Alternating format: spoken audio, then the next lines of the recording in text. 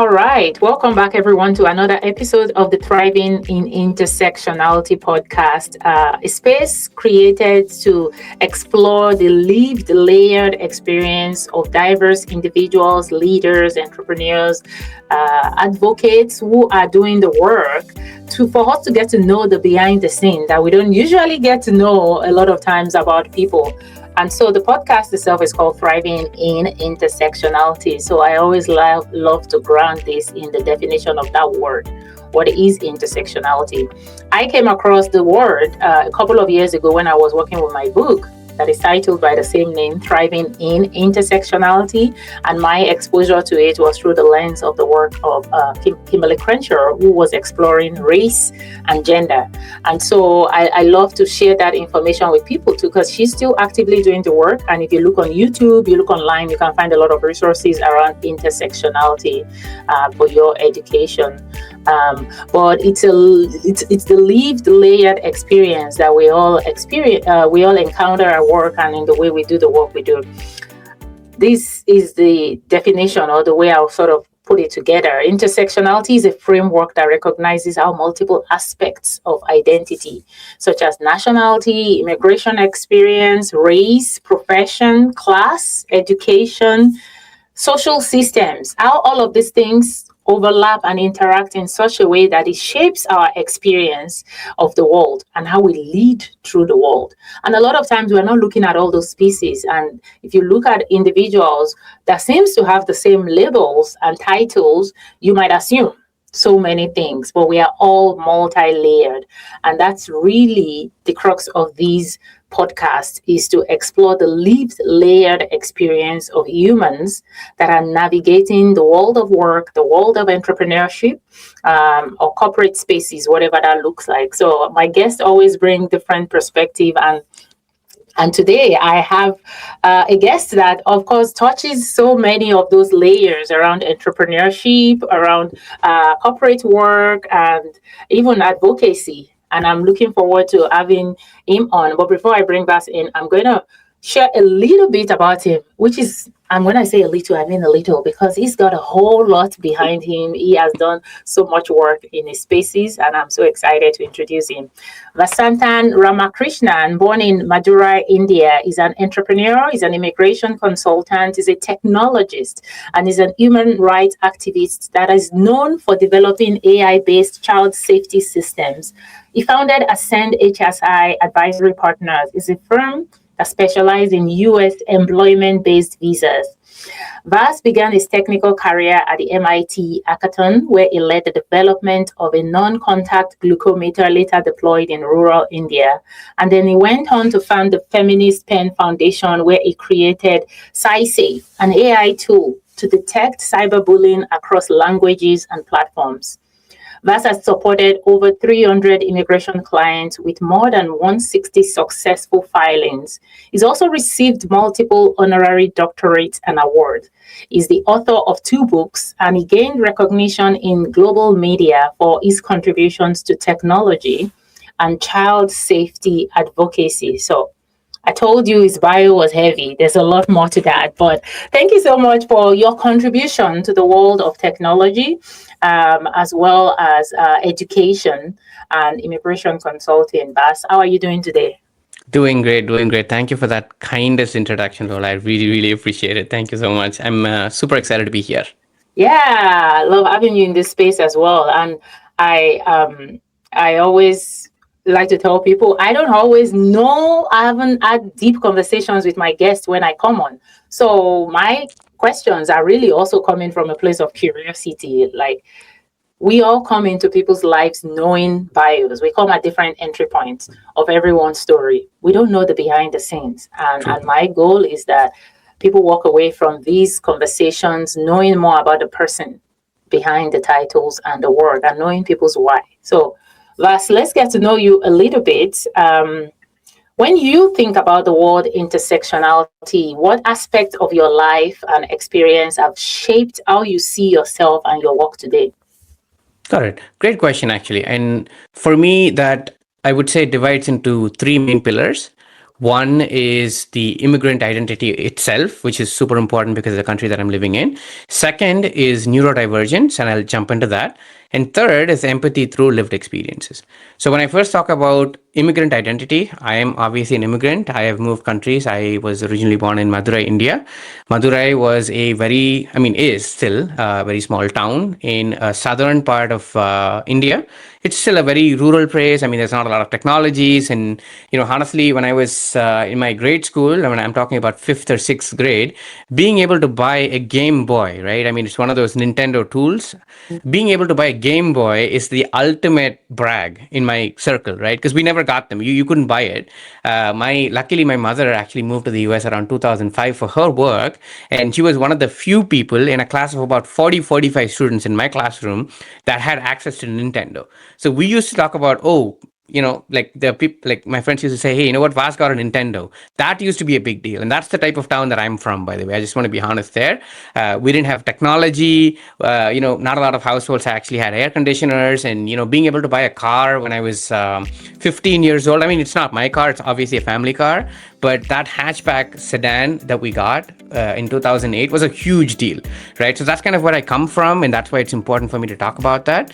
And I moved to the US in 2016 as a student. Obviously on an F1 visa right now. Thankfully, I'm a permanent resident. But the journey that got me here and the difficulties all have really defined what I mean by that immigrant identity. Because every day of my life, even though I'm a permanent resident right now and I'm going to be citizen soon, I always think about that identity, that I am an immigrant. It's not necessarily a bad thing, though. When I say, hey, I'm an immigrant, it's not a bad thing. But I'm just letting people know where I've come from and that I share stories that might be common with other people. I don't know. Yeah. I've met a lot of people in, conferences and events, and I talk with them and they're like, oh, you know what, I know this place and I've been, and they might be from a completely different country and they're like, no, I've actually been to Madurai. Is it the temple city, right? So they just come up with these things, and it's an interesting conversation. I tell them that that's where I grew up, and then it's a whole interesting conversation. So that's kind of the lens that I would put the immigrant identity. It's not necessarily supposed to take away from who I am, but basically just saying, hey, this is who I am, and these are the experiences I basically had. And then touching quickly on the second point here on the neurodivergence, I don't really talk about it a lot on podcasts in general, but we are here about intersectionality. I think that's really important. Thank you for sharing that. I think that's important too. Yes, it really is, and it definitely defines a large part of how I talk, how I interact with people. I am autistic, by the way. I mean, I'm undiagnosed actually. I'm from one of those countries where autism diagnosis is not up to the mark, and there's no special education schools. There's nothing like that. Of course, I've adapted a great deal, though. I've struggled for decades in school. It was really difficult for me with social skills and all of that, but I've put in an enormous amount of work, and now I'm actually able to kind of sound typical. I want to use the word very carefully. Sound typical. I'm not a typical, but I sound typical. But that's gotten its own set of difficulties. I've had to go through a lot of training, therapy to kind of come to where I am right now. So that's the second thing here. And third thing is just like empathy through lived experiences. I think that's something that I believe all of us have in common, right? We've all experienced moments of uncertainty, reinvention, having literally no choice, and having to take decisions and trying to prove ourselves in unfamiliar environments, which I did. And that changes people, right? It does. And it also makes you pay attention to people who are brilliant but overlooked. And I think that's one really, really important aspect that I have than other people, that I can look at people and I'm not just looking at did they graduate out of Harvard or are they intelligent, but there are aspects that I can usually pick up that other people are usually not actively looking for. So that's kind of how I would put my identity into those three buckets, if that made sense. Yeah. Thank you. Yes, it does. And I really loved it. I feel like it covers a whole range of things. Of course, we talked about visible and invisible differences. I think even looking at you, people could assume the immigrant one, but nobody can assume the neurodivergent one, right? Because you don't know what you don't know. So thank you for sharing. I think these were great perspectives. And obviously, I feel like the three you also shared is kind of really heavily impacted the work that you do today. So we'll dive into that in a little bit when we talk about your work. But I wanted to also have you walk us through your career journey a little bit. You have been an entrepreneur for a while. You've worked on some really amazing inventions in the technology space. But walk us through that behind the scene. How did you get here? right? You Correct. talked about being educated and maybe the choices of what you studied and those Hmm. kind of milestones. So let us get to know you a little bit more through the journey, your career journey lens. Oh yeah, that's going to be interesting because my career was completely non-linear. I mean, I know like a lot of people have that story, but mine was completely non-linear at a higher level. I mean, I'm going to like dive down here, but at a higher level, starting from being born in India, studying engineering, mechanical engineering, and automotive engineering, which is completely unrelated to what I'm doing right now. I moved to the US again with industrial engineering, which was a slight switch, not that much, and then realization that my passion is in human rights and advocacy. I got into Feminist Foundation. That's when I started Feminist Foundation about July of 2020, and I've been running it since the last 6 years now at this point. And we're running in 4 countries: India, Dubai, Netherlands, and the US. That's that. And then I didn't quite move away from human rights and advocacy, but it's more of an advancement or, kind of like a annexing. I kind of annexed immigration into my human rights and advocacy, and I'm right now like running Ascend. But it's not all that different. The big shift for me was moving from India to the US, and then moving from engineering, which was mechanical and automotive engineering, all the way to industrial, all the way to human rights and advocacy, and now to immigration law. So that's that. But jumping into it, like to be more specific, when I started off with my engineering background, I thought, like, when I was young and all that, and I thought, hey, you know what, I'm going to be an automotive engineer at, I don't know, like General Motors or Mercedes. I even got an offer from Mercedes when I was back home. This was like when I was super young. And I thought that that was what I was going to be doing. I was going to be doing industrial design, or I was going to be doing HVAC for vehicles and trucks. And that's what I thought my life was. But definitely, I think a part of where that thought and where that direction came from was from parents, which I'm thankful for, of course. They guided me in the right way. But at the same time, I think that was a point when my passions were not fully explored, which is what I personally feel that a lot of people from outside the US have in common, because we're not really given a lot of exposure. So because of the limited exposure, we're just like, oh, I think this is what I want to do, but we don't explore anything else that's not safe, which is what happened for me. Went for engineering, which is a common thing Indians go for, by the way. And then just like, started out with that. But then when I moved to the US, I immediately understood that that's not for me. So right at the core of COVID, right? I mean, I graduated in May of 2020, by the way, from my master's program from Purdue, industrial engineering. And then I got out, and then I'm like, okay, I got an internship offer from a manufacturing company in Illinois. It's a small company. I started out, and then, luckily or unluckily, I don't know how to say this, but I wanted to just visit my family back home for 1 month in March 2020 without the whole COVID story. I went back home for a 1 month vacation, and that turned into a 7 month vacation because of global lockdowns. I'm Yes. stuck out, right? It was crazy. I'm sure, like, you had your own version of, like, what you were going through during that time. But I was definitely crazy. I got stuck for 7 months in India, of course, with my family. So it's not like really stuck. But I couldn't do my job, though, because my job was manufacturing. It was industrial. You had to be in the facility to, do the work. I mean, without no surprise, I got fired because they couldn't really do anything about it. And then in between is when my thoughts come in, and then I started pondering. I started thinking about what I really want to do in life, and that's when the Feminist Foundation came in. I've always been an advocate for gender equality, and I've always been an advocate for intersectional feminism. Even in feminism, I've always like focused on intersectional feminism, and that's when I started looking at different sects of population, right? Sect, SECTS, of population that were struggling at the time. People who did not have resources. Who, there was a population in India, by the way, at the time, who could not even call the ambulances, and the ambulances would not get them because of a suspected transmissible disease, which is not true at all, by the way. They don't have that disease, but they think that they have that, and then ambulances and hospitals would not even admit them. So that's the kind of populations we worked during the COVID time through Feminist Foundation. We were doing advocacy work, we were raising funds, we were doing campaigns on all of that, but at the same time, we were also doing groundwork during COVID, saving a lot of human lives. And I think that got me rewarded with, a lot of awards, and the government recognized me. A lot of organizations came forward and published me on magazines. I've been on cover magazines. I've been on, I've gotten a lot of awards. I have like 300 doctorates, all of that. I mean, these are all accolades, but at the end of the day, behind every award, there's a story on like why we did what we did. In fact, there's an interesting thing. I got invited by NBC and Amazon Prime for a program. I couldn't do it at the time though, due to like commitments, and I was a student at the time. It was really funny, but they were going to put me on as a non-profit entrepreneur focusing on SciSafe, the cybersecurity tool that we built, and they wanted to actually put that out on a 25-minute episode on Amazon Prime and NBC. That was like super cool there. But had a lot of interesting things happen, right? When I moved from engineering to nonprofits, I immediately understood that's where my passion is, because I could do so good so fast. Then the evolution just comes from there to immigration, because I had to worry about my own immigration. Because even though I have this nonprofit, I'm doing all these awesome things in 4 countries, I'm still an F1 student, right? I'm on OPT. I have to figure out what's going on. So after having a lot of conversations with a lot of immigration lawyers, they recommended that I should go for the extraordinary ability visa, that I am already extraordinary and I have all this X and Y and Z. So long story short, I basically filed for my EB1, I got my green card, and then after that, a lot of people started asking, how can you, with a non-traditional background, with not like an executive, not being, like a professor, how did you get your, main thing was like, you don't have a PhD, how did you get your green card? And then I started advising people kind of like on and off, just like letting them know, friends, families, networks. And then that just became Ascend. And right now we are a 100% company. We've been able to help hundreds and hundreds of families from all around the world. It's been super exciting, but that's kind of where it started, Lola.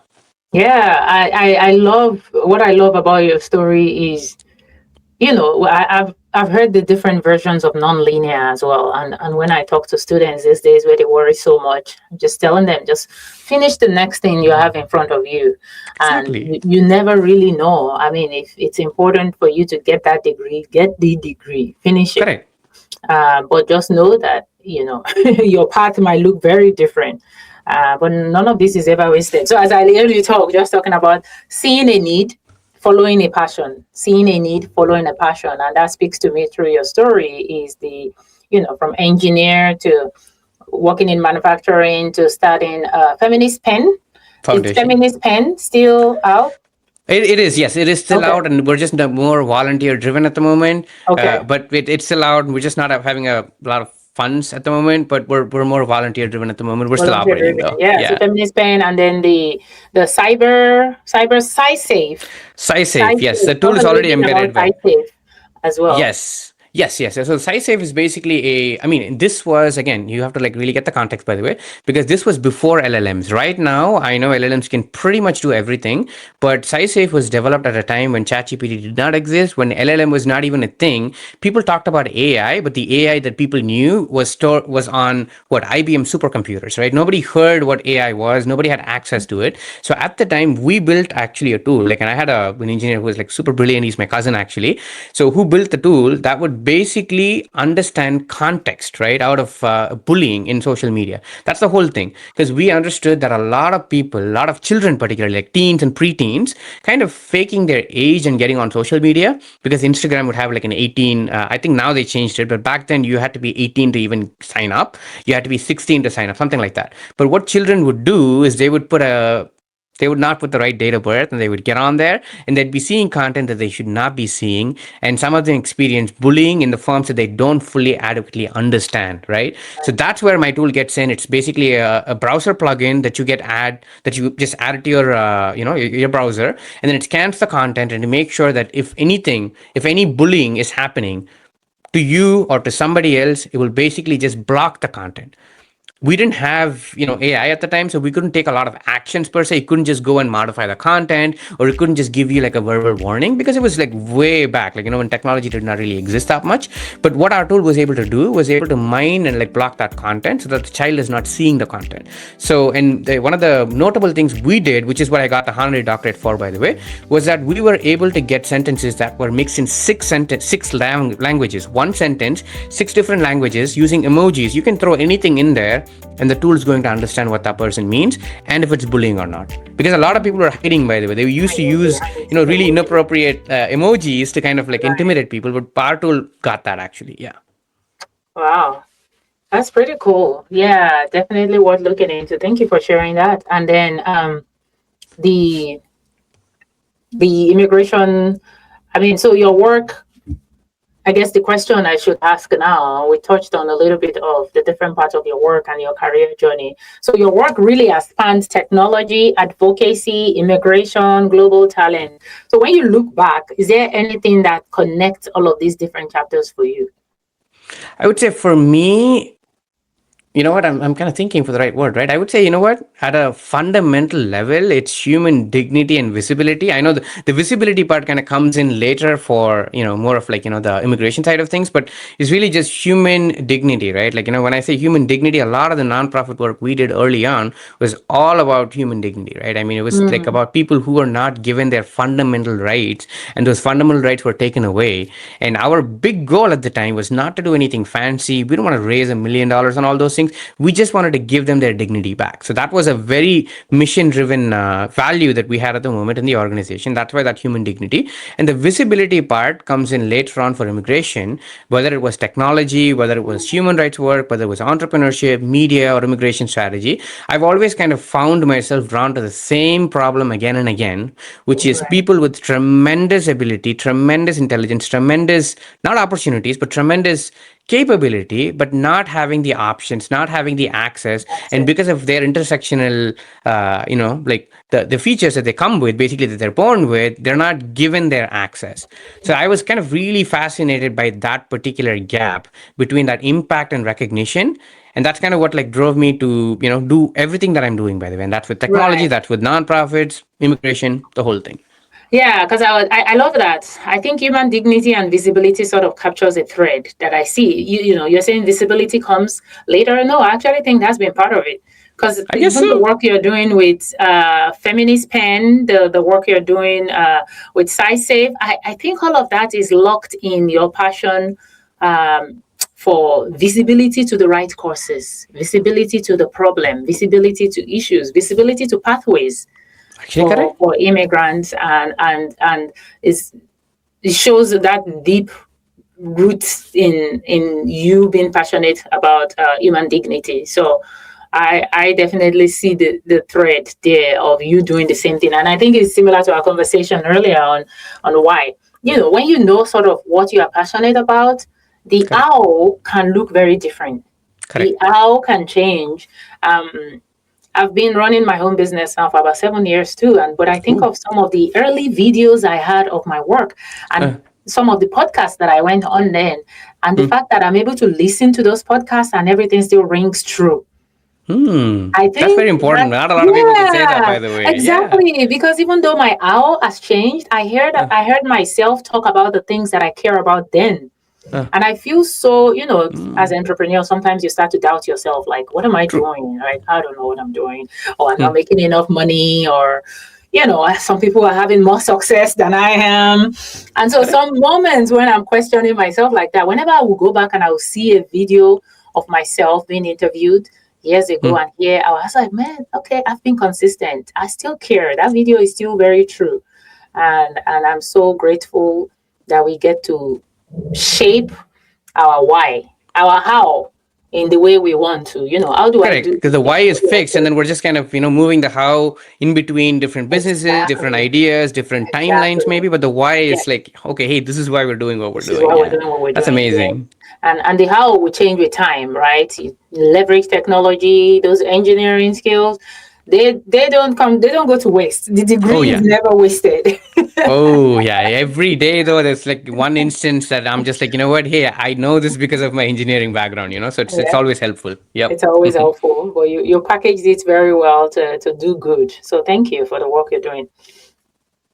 So I do a lot of employee resource group consulting. So I'm working with businesses in the B2B area. I'm working with Mm, organizations and employee resource group mm, leaders.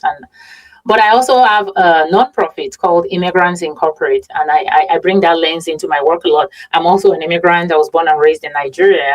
And when I got into corporate America and all these Fortune 500 companies that I worked in, just seeing that gap in our context is understood. mm, Our community really helps to support immigrants who are working within this corporate space. And so your background around that also wants me to dive into some of the things you talked about in the work that you do with immigration consulting. So global talent, immigration, and some mm, of the impact. So one of the things that you say is that immigration is not just paperwork. Correct. And I saw that in your bio, I saw that in your materials, and I wholeheartedly agree. It's a long-term bet on your future. Can you expand on that?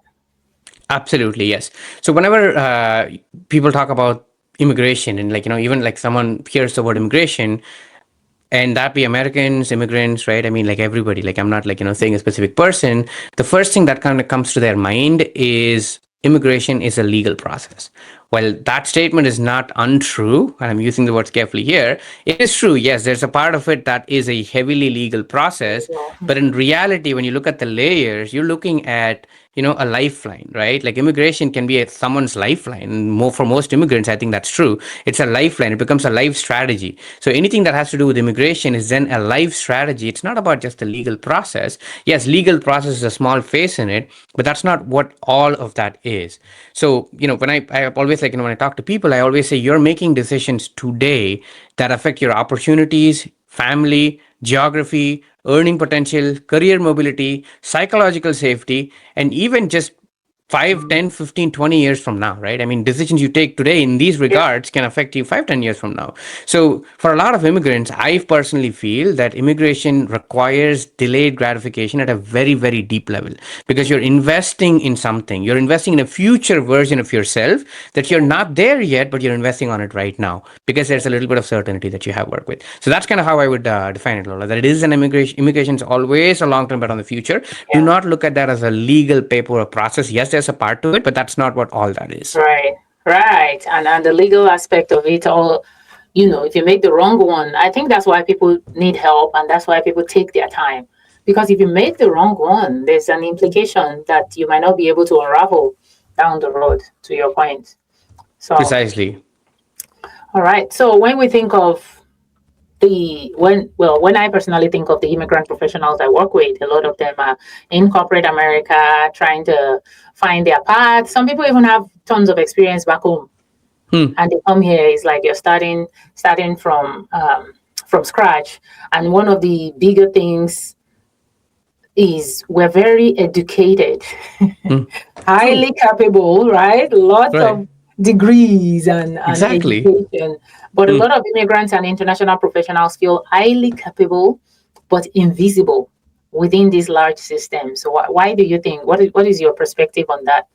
Yes, there's a bit of layers. This is a very interesting question, by the way, because it's a very, very common question that keeps coming to me, especially in like sales calls when I talk with someone and then they're talking about, hey, you know what, this is my life, this is what I've done, and I would say 90% of the time that person is probably old enough to be my father sometimes, right? I mean, and that's the amount of experience they have. They have like 17, 20, 26 years. I have someone who's 26 years. Probably when that person started working, I was like 4 years old. So that's how things were. But why are they there on that call, right? So, and I've always thought about that question a lot and like deeply. And I feel personally, again, this might not apply to a lot of people, but a good sect of people is many immigrants, and I think people from our countries, right? From Africa, from Asia, we are raised to believe that competence alone will speak for itself. And that's a main statement that our parents teach us, that you do not need to go and market yourself. You do not need to go and do everything, but the truth will speak. The competence will speak for itself. And I think that's something that's, of course, it's stuck to us, right? Because our parents like really put that value, or teachers put that value. Yeah. But the one area where I personally feel, Lola, where it does not apply is when it comes to USCIS, when it comes to immigration. Unfortunately not. They want to see it. They want to see it documented. They want a paper trail. They want everything to be documented. That's not how we run our lives, obviously. We're Yeah. all going around doing awesome things, but we're not thinking about, oh, I'm going to use it like 3 years from now. I'm going to document it. I'm going to take that award picture. I'm going to take a Yeah. picture of this, picture of that. We don't think about that. So I think that's kind of like how I would define it. It's a systems mismatch. I call it, like I use that word a lot in calls, systems mismatch. So the reality is that we all know that the modern systems that have been built with the USCIS and with the immigration systems, they don't work that way. They don't go with, oh, competence alone will speak. So you have to obviously mean talent will matter, visibility will matter, communication matters, networking matters, positioning matters. Position. Positioning being the most important point, I would say, is definitely how we position. That person could be the best researcher in the world, but if they're not positioned in the right way, the whole message gets lost. So that's very Yeah. important.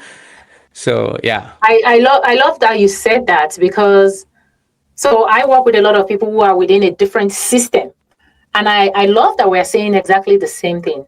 So a lot of times when I'm talking to people that are stuck within the corporate system, right? Correct. The corporate America, the Hmm. corporate America, and I always tell people is a system. You have to understand the way the system works.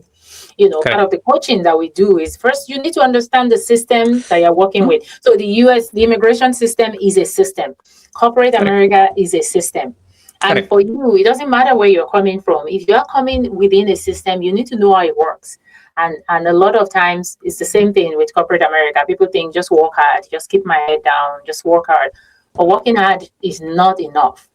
Mm-mm. That Unfortunately not. yeah, Unfortunately not. In today's world, I mean, there's a lot of people working hard, and then sometimes you just get, disappeared, and then there's the cultural factors as well, right? I mean, certain yes, cultures, it's not okay. I mean, I've heard from some friends from Japanese cultures that it's not polite to talk when other right. people are talking and or talking Yeah, about yourself, and that's yeah, there. And there's a lot of cultural layers, right? I mean, that yes. makes it more complicated. But one line though here, that's important, Lola, not to like talk about the business per se, but one of the things that personally for me, and this is maybe for you as a business person and for like the business listeners, maybe it might help, is also kind of gaining perspectives, more perspectives into the type of people we're working with, right? So for Mhm. me personally, why I've had a lot of growth is always kind of trying to reach to the right people, not only reach to the right people but also kind of having them around me, right? Like from a Mhm. networking standpoint, like right now with Ascend, like what we do is we have our main office obviously in the US. I'm talking to you from it right now, but we also have an office in Nicosia, Lagos, right? And I have an 8% team that works from there.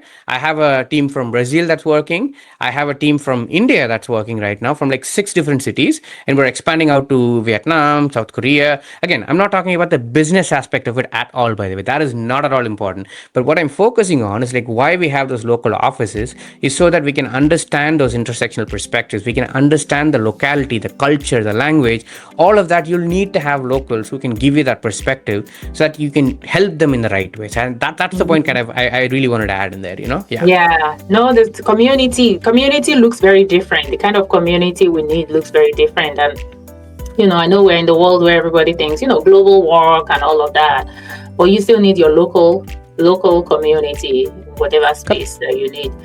Okay, so let's talk a little bit more about the immigration consulting part of your work, because I think that's definitely tied a lot to global talent and the workforce. Most organizations that I work with have branches all over different Correct. countries, and so I have conversations around cultural navigation, right? We have all these companies that treat their team and their culture as US culture, but they have employees all over and they are selling Ah. products that they want to sell all over. I'm like, there's got to be a cultural layer. So talk about what you do. Talk about your consultancy right now, and what do you do? Correct, correct. So for us, though, with the U.S. main office, of course, we serve all immigration service line. We're a full service immigration law firm, which means that I mean, although I'm not directly a lawyer, I actually have lawyers in my firm that actually operate in that. They're the front face of Essence Law team. So with the way that our structure works is like we have our main office in the U.S. that serves EB1A, EB1B, EB1C, all types of immigration visas, all types of non-immigrant visas, and this is for the people here. And we also serve people worldwide because immigration law is a federal matter, which means that any person from anywhere in the world can reach out to us and be like, okay, I want to move to the US. We also serve limited European clients as well, by the way, to move to countries like Portugal and France. So that's another layer there as well that we do. But essentially, how I would pack it is basically anybody from anywhere in the world, including the US also, if they want to permanently work in the US or permanently live in the US and France and Portugal, we will be able to make that happen. So that's at a higher level, like, kind of what we do. Of course, there's different service lines like EB1A, EB1B, more for researchers, and EB1C more for executives. And then we have O1s for talented artists and all that. And then we have L1As, L1Bs. There's a lot of categories that we serve. But kind of like the model that we have found a lot of success in, which helps people a lot, is the service first model where we have local employees and local teams that actually work with the members, right? For example, like, we work with a lot of people from Nigeria at the moment, like from Abuja and, Lagos. And with them, what we have understood is like they're really prioritizing the cultural aspects of it. They want to work with someone who understands who they are. They want to work with someone who knows what they're saying, right? I mean, someone from the US might not really know what they're saying. So that's why we had a local team. Like we have an 8-person team, a physical office that works out of there, full time. And, they understand the perspectives. They take those calls, they go on those sales calls. They talk about what their problems are. They understand their problems and kind of provide that perspective. Even though all of these things are not part of the service itself, right? Because when you look at like what service you're providing, yeah, you're just doing the service. Let's say you're selling bottles. You're just selling bottles. That's all. But it's in how you sell the bottle. It's who sells it. It's who takes the customer service calls. I mean, we don't really sell bottles, but I'm just kind of using that as an example, that cultural aspect and the identity part becomes extremely important for customers and clients, so that they feel understood and they know that they're talking to someone who can really understand their problem from a I guess like multicultural / multi lens, I would Yeah. say. Yeah. Yeah, and that's the power of intersectionality itself, as you said, is I think we sometimes diminish the impacts that these things have on people's experiences. I've talked to people that I know, you sound smart, but I don't think I can work with you. And it's nothing personal. It's just I have to can personally connect. I love the people that I personally connect to before I can work with you. Uh, Correct. yeah, and sometimes it doesn't matter if you just want to execute a task and then you get it done. But then Correct. when it's some long-term relationship, sometimes you need a little bit more of I need somebody that understands my context. So if anybody wants to reach out to you at Ascend, is there an email? I'd like you to just spell it out just because we have some people listening in. And of course, I will be adding it to the show notes as well. Oh, got it. Yeah, email is easy. Mine is Vas. It's VAS at ASCENDHSI.com. So it's again VAS at ASCENDHSI.com.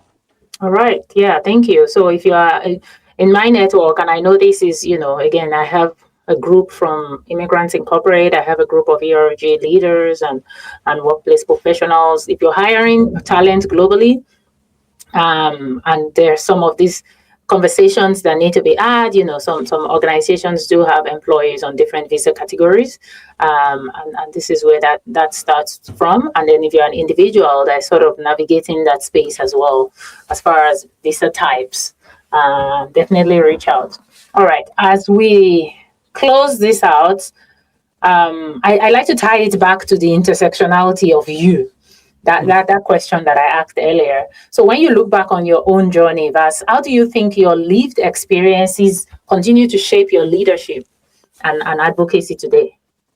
Got it. So it flows into a few aspects. First of all, I would say, like, in the decision making, which is the most important thing, I think. Whenever I take a decision, I don't think through just service lines. I don't just think through, what new product or revenues or KPIs. I really think about the human behind the screen, right? That's the term I use always. That if I were the human behind that screen, right, flip the script, would I do this or not? And if my answer is no, I'm not going to do it. So that's super important. I also teach that to our team members, the senior leadership, so that they can actually bring down to the associate level. But that's something that we always talk about, though. Like, if let's say you're going to take a decision that involves somebody else, if you were that other person, would you take that decision or not? And if your answer is no, do not do that. That's wrong, because that's fundamentally wrong. So that's one. And definitely also, even the new initiatives, even at a company level, or like whatever initiatives that I want to do, nonprofits, advocacy, tech, immigration, I always do things that really personally relate to me, right? I'm not going to probably go and buy a laundromat because that doesn't really relate to me, right? So I have to do things that really relate to me, and I'm very choosy in who I work with, what I do, and how I deliver what I deliver. So I think that's how that lived experience goes for me, because I know what I've gone through, and I'm pretty specific on how I want to operate, pretty specific on how I want to take decisions, and also kind of like what I want to do in the future as well. It really drives me in that way. Yeah, I love it. Yeah, and that intentionality definitely comes from your own lived experience. It comes from all of those layers that you shared earlier, again, about being an immigrant, about neurodivergence and the empathy that you lead with. So I think that definitely shows up So thank you for that. And so let's go a little more specific for two audiences. First, let's start with immigrant professionals or global professionals. That's what advice will you give to anyone who is maybe an immigrant professional or across different countries, a global professional who is working across countries that feel uncertain about their future, or maybe they're feeling underestimated in their field? What advice will you give to them now as they think through their next step? Got it. An immediate next step is obviously, I would say, start with documentation, right? Whenever you think about your life and what you've done, when you think though, you don't really get the full picture. I've had that a lot in calls when clients are thinking they don't get it, but when they go down to the paper, right? Whether that be like a pencil and a paper or like a Google Work document, when they put down their thoughts, journal their thoughts on like, what have I done in the last 10, 15, 20 years? People would be pleasantly surprised what they find out because they would have done a whole lot more what they thought that they have done. So that's definitely step one, document it. Step two is find the right person to talk about it, right? And that doesn't need to be my firm or like a specific firm, but find an expert who you can talk to about it so that they can help you organize your thoughts. Because a lot of times we have like X, Y, Z, so many things, but how do we organize it? You need a person who already knows how to like present it to get an opinion on it. So the second one is seek the expert. And the third thing is also kind of, this is more of a personal exercise. Think about two things: uniqueness and consequence.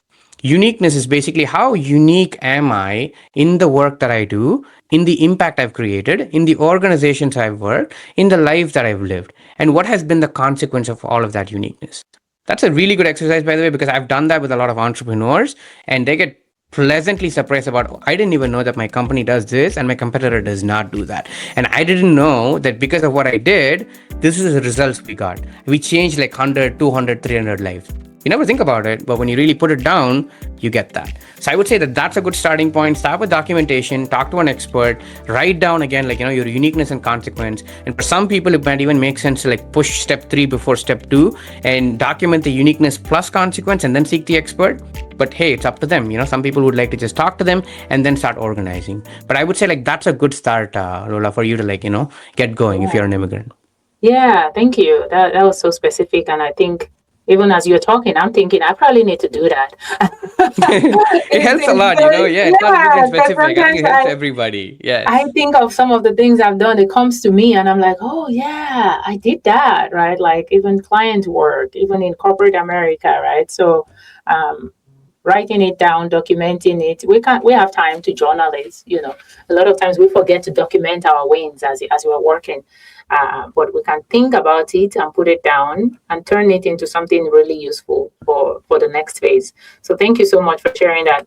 And then the other part of the question would be for organization. So again, I work with a lot of, head of HR, head of DEI, and the people that are responsible for hiring and recruiting global talent. So when you think about this population of people that have decision-making power within companies, how can organizations and organization leaders better support their international talent within their company?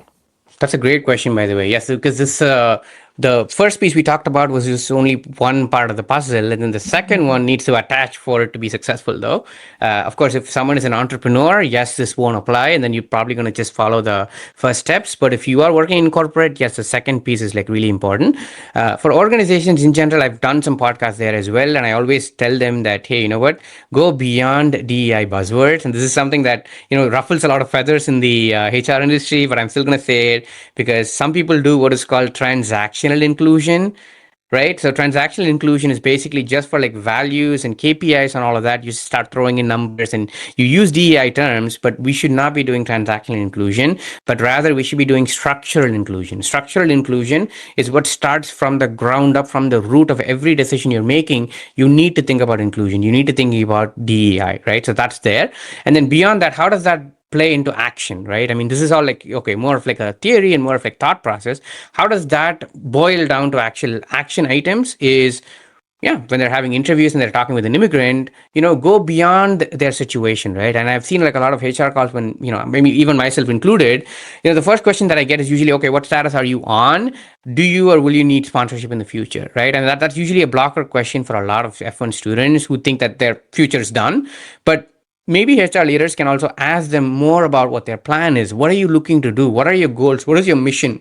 They can even tie it back to the company and talk about how does that mission relate to my company, right? That's a great thing to ask, but always ask about their future plans so that the person can talk to you about what their future Right. plans is. And basically, you might not miss a huge, like a really talented candidate just because they don't have what it takes right now. Right. Maybe they'll get that in 2 years or 3 years. So that's definitely one important thing. And also, just immigration support, which is a very obvious thing, but please support the immigrants because they're doing really important work. Always have that mindset first before going into a call. Rather than being put off by someone saying, hey, they're an immigrant, don't be put off. Whenever someone says they're an immigrant, they're bringing in a second culture, they're bringing in a second language, they're bringing in a second food, they're bringing a second thought process, everything new to your organization. That will surely add a layer. So always kind of keeping that in mind is very, very important. And now the next step of it, which is like, okay, hey, there's a lot of companies that have a lot of talent already. What can they do? Talk about recognition, right? Recognition for your candidates, recognition for your employees, recognition for your immigrant employees. Help them share their experiences outside. Talk to them about options. Right. More often than not, I have a lot of immigrants who are working like huge corporate companies. I'm talking Fortune 100, Fortune 500 companies that have all these rules that are so hard and difficult that the immigrant is not able to do anything, right? I mean, they don't have a pathway to green card. It's basically blocked. They don't want them to do anything. And I asked the question to, the candidate slash client, said, then what are you going to do? And they're like, I don't know. My company is blocked everything. I cannot do anything. I'm not allowed to do anything. So that's not something that you want to do for your immigrants because they're not going to be loyal to your company because you're not giving them a pathway. They're already unstable. They're already uncertain. So talk about all those options, get the insights, try to really help them, right? So that's an actionable item I would say corporates can really do, Lola. For leaders. Yeah, absolutely. There are definitely multiple layers to that, and within a nonprofit community, that's part of the conversation is education and also helping these leaders make before we get to actually retaining them. You have to help them do their best work within your Correct. organization. Exactly. I would say, like, even to just to add to that statement, I would say, like, to this applies to both people, by the way. Where you start matters a lot less than how consistently you build and get to your destination. So that's something to really keep in mind. Yeah. Yeah, absolutely. Well, thank you so much, Vas. I think that was great. That's a good way to um, move on to my final question, which is a food question. Oh If yes, I love you were that. to share a meal with your coworkers, if you were to share a meal, a dish, a snack with people at work, what would you pick and why? Got it. So again, context before I answer this question. I'm a great cook, by the way. I can cook in 6 different cuisines. I'm amazing in the kitchen. So my wife says she loves my cooking. So I am really good. But definitely my favorite meal and what I would also like present to a person would definitely be what is called dosa. It's basically a little crepe. It almost looks like a not a sandwich per se, but like a pancake. For easy Okay. understanding. But it's more crispier with piping hot sambar. Sambar is basically just a soup that's made out of lentils and it has all the right ingredients for you to like digest it easily and go in combination with the dosa. So my favorite food would definitely be dosa with piping hot sambar that I can happily make, and I'm a great cook, and I'd make it really delicious. Yeah. Oh my gosh. Okay, now I'm hungry. I love it. No, the home cook, knowing that investing the time to personally create it, something with variety, something with healthy and good for everyone. I think it also ties to what you're passionate about, bringing people together, being intentional about the experience. So thank you, Vas, for being here today. I love chatting with you. I love getting to know about your work. Any final words before I wrap this up? Anything to say to my audience? Oh no, I think I'm just really happy to be in the podcast. I know we went a little lower, but I really enjoyed it. By the way, We did. happy to have We the did go conversation. longer, but it was worth it.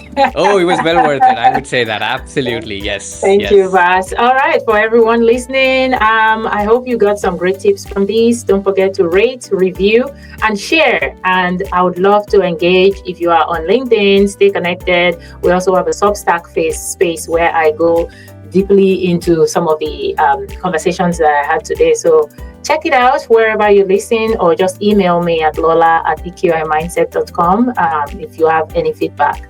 I'm looking forward to hearing from you about this. Bye, Vas. Thank you. Bye bye.